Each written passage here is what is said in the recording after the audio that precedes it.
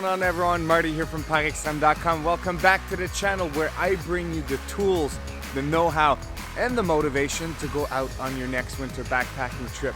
I'm just out on a simple overnighter here and I decided to make a fire. Having a fire on the trail is such a wonderful thing. It's a great way to relax, enjoy a good evening with friends, or even just to cook. But making a campfire in a winter time is certainly challenging, and I figured I'd give you all the step-by-steps on how to make the best winter campfire so you can cook and enjoy a long night around the campfire. So the first thing you guys need to know is that making a campfire in the winter time requires a lot of work and a lot of prep.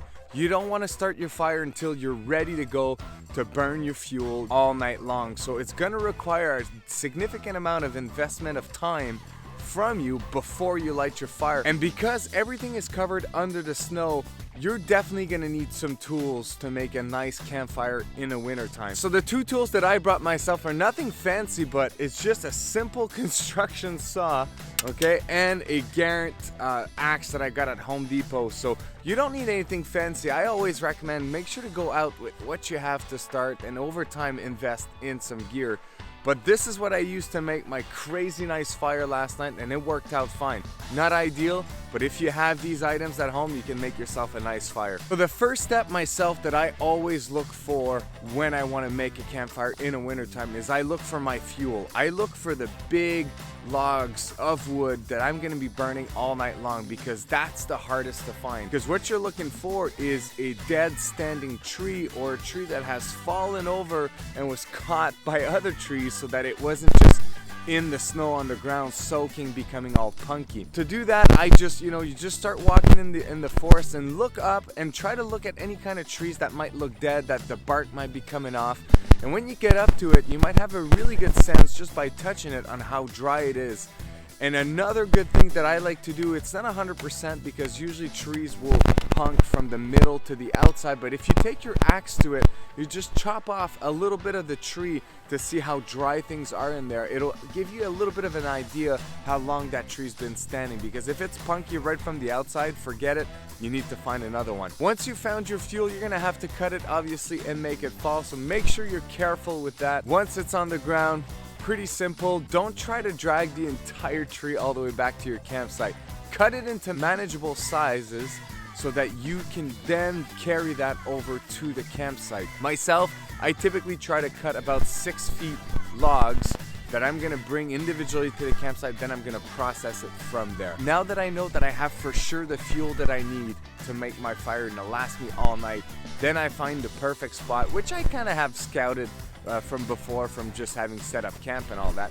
But I'll scout the perfect spot to put my campfire, and then what I'll do is I'll dig out all the snow. You really want to try to remove all the snow and go, if you can, go back to the ground. So here right now, because we're at the beginning of the winter, the snow cover is not too intense. I was able to go all the way down to the ground. That's the best, because all that humidity will be drowning your fire all the time. So if you can go as low as you can, it's gonna be ideal. We're gonna start processing the wood at this point on, so what I recommend is sacrifice 2 pieces of wood that are gonna go directly on the ground, where you're gonna be able to stack the rest of your wood that you're gonna be processing on it. Processing your wood in the winter is crucial, because what you're looking for is the dry resin that's inside the wood. That's what's really gonna help you burn and make a hot fire. If you just put full logs in there, it's gonna be really hard for your fire to get going, because typically the outside of your wood is wet. So what you'll do is you'll process these 6-foot logs into smaller pieces, maybe 16 inches. Then once all of these are chopped, you're gonna wanna split them into smaller pieces. My favorite way, and the safest way in my opinion, to split wood in the woods is to literally put some logs on the ground, lay your small piece of wood on there, and then hit it as hard as you can with a really wide stand, and focus on going down with your axe rather than swinging it through your feet or through your legs. Your axe, you want it to aim it exactly where the small log and the chopping block underneath meets, so this way it really has a good impact and it can split. So you're gonna split it as small as you can, guys. Just make it as, you want to create kindling. That's probably gonna be the best kindling you're gonna find anyways from those logs, from that fuel. So chop it into variable sizes, so from very, very small so you can start your fire all the way to the bigger stuff that you're going to be processing.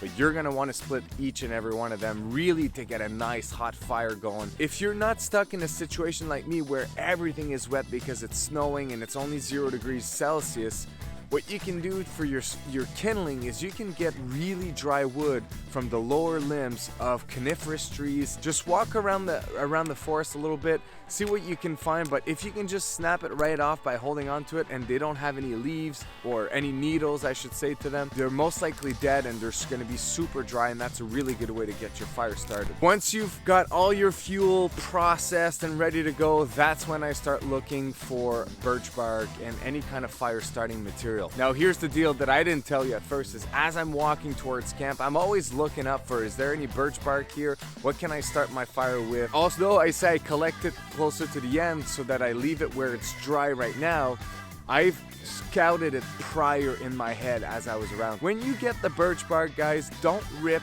on standing live trees thick pieces of birch bark.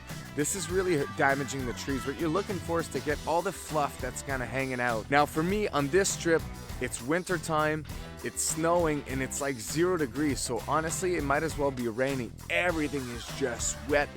So I needed a lot of birch bark to get that going, to get that heat in so that my wood would dry and then everything would kind of start really well. So luckily enough, I found an actual fallen birch bark tree that I just took a crap ton of birch bark, and that's what I'm gonna be using for starting my fire. Now to set up your fire, you've already dug out everything back to the ground. What I do again is I sacrifice a couple of pieces of wood because I don't want my fire to be directly on the ground. Even though I'm down on the earth, it's still extremely humid, extremely wet, and I don't want to drown my fire, so I want to raise it up from the ground. Then I lay out all of my birch bark. Again, you don't necessarily always need that much birch bark. It's just a really challenging condition right now that I'm in, so I'm going to use as much as I can. Light up the birch bark all the way around and let that birch bark catch on fire. One of the mistakes people do is as soon as they start their birch bark, they throw their kindling on top of it, and that drowns the fire. Give it time. Give the time to the birch bark to really catch on fire, to create that heat, and then slowly,